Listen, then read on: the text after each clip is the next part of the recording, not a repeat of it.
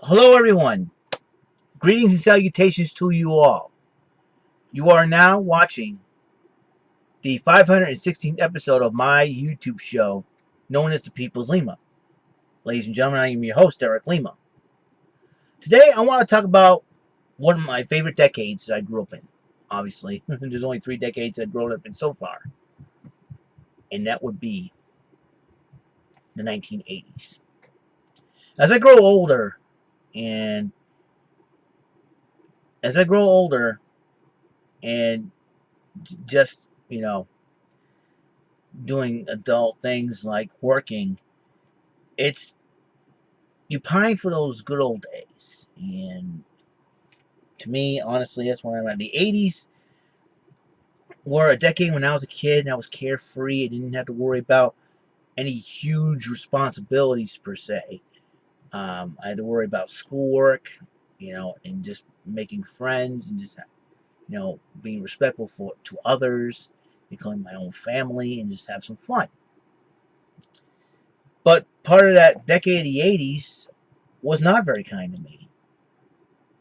My biological parents at the time, they were going through a split, and my biological mother took me to New Hampshire to live with this guy here who obviously my biological parents back in the day did drugs. If anybody makes fun of me and says, "Oh, your parents did drugs and all that," I said, "Yeah, they did," and it is the consequences out of that were not good, and I end up suffering some of those consequences. So, like I said, that part of the 80s was not very kind to me. I mean, when I was a kid, I was abused when I was living up there. And all I wanted to do was go back home. Go back home to New Bedford, Massachusetts, where I felt like I belonged in New Bedford and not up there in New Hampshire. My biological mother keeps telling me that they can't afford the drive there. Heck, they all spent her and the guy that she was living with spent their money on drugs. They didn't even care about me back then. Was it easy? No. I did love my biological mother back then, but I don't know if she said, I don't know if she felt the same way about me back then. Maybe I didn't understand what was going on. I tried to make a few attempts to run away from there, only to come back and get beaten for it. Back home though, my biological father, kind of woke up to reality and realized what has happened and said, "That's it. I'm changing my life," and that's what he did. He decided to change my life. Went to God, and one day he called my biological mother up, and says, "I'm taking my son back." It seems like somebody heard my cry and said, "Time for you." So my father came to pick me up. It was on a Friday. On a Friday, he took me home. That's why I consider Fridays always my favorite day of the week. Every single day, every single week. Friday was my all-time favorite days. The weekend's always been my favorite. I'm sure everybody's favorite is the weekend because everybody wants to work for the weekend. When you're in school, when I was in school, when I was a kid growing up, Friday is always my favorite day because sometimes because that's the only day I get to eat a school lunch. The first 4 days of the week, I always bring a lunchbox and everything else. I was really looking forward to it. It all depends, and so it all depends what they served. Mostly it's pizza. School lunch pizza. Back in the day.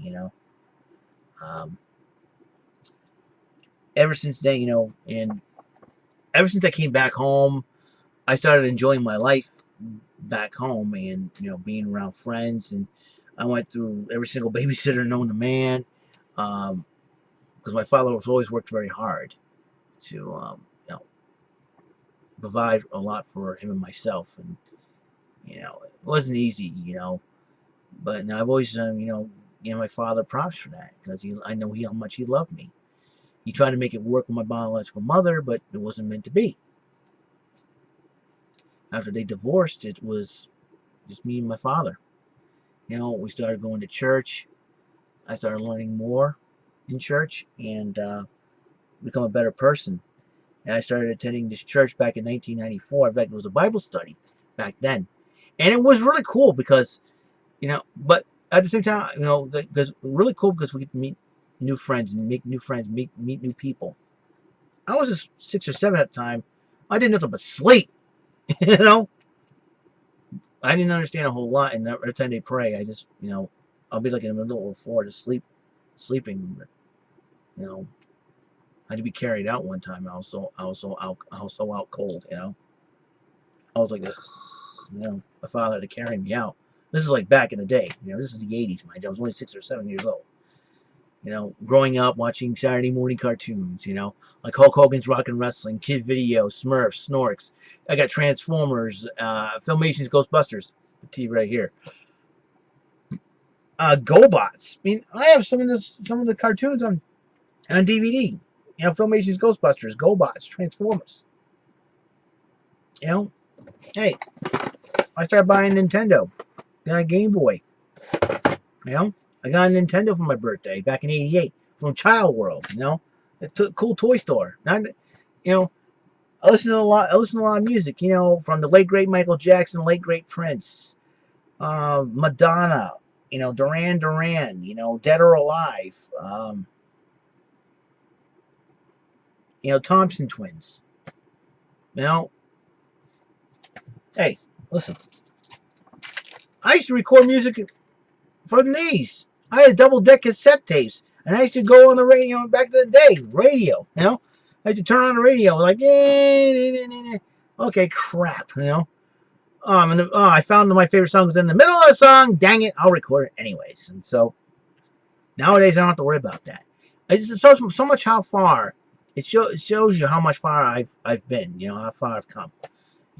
I used to collect Garbage Pail Kids cards back in the day. In fact, I found the first deck of playing cards that I bought at Zare on eBay. $8. I had to get it. And I got it, and I was really excited. Explaining to my stepmother and my sisters the significant history of this significant deck of playing cards. Zare was the store I bought it. My father bought it for me. Zare back in the day, I look at our mall nowadays, and it's like, man, at Macy's, I was like, oh, Zare used to be here. I used to, like, where GameStop is, Lids and all that. Child World used to be here. Child World moved over to the Ann and Hope Plaza, where Christmas Tree Shops is now, and everything else. It's Ann and Hope. You get Child World. That's where I bought my first Nintendo system.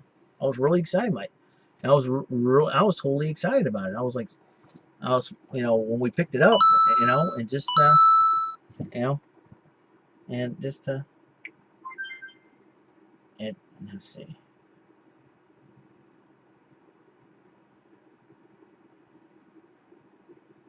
All right.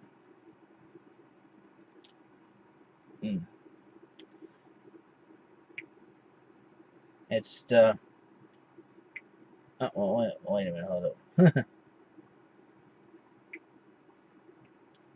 It's like it's amazing. It's amazing how things have happened. A lot of things have changed.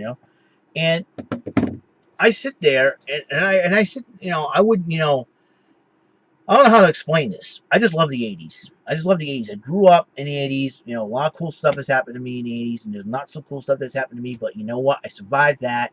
And I moved on with my life and just lived a carefree life.